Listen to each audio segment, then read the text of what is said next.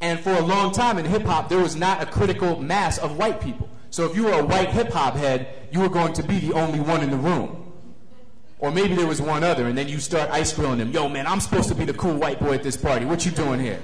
It's a very individual kind of thing.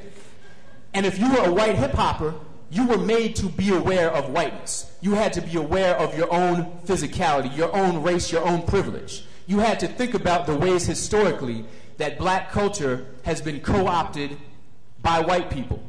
The way in which Paul Whiteman was crowned the king of jazz in the 20s, while Louis Armstrong and Duke Ellington were doing their thing. The ways in which Pat Boone would cover Little Richard's songs and outsell him.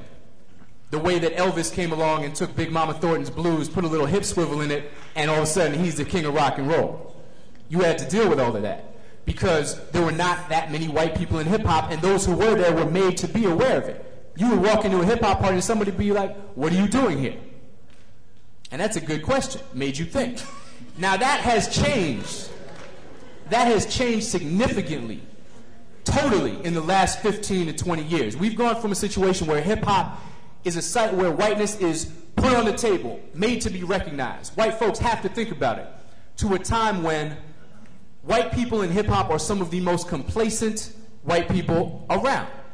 White folks have walked into hip-hop like it is our parents' living room, taken off our shoes and thrown our feet up on the coffee table. And this is a major change.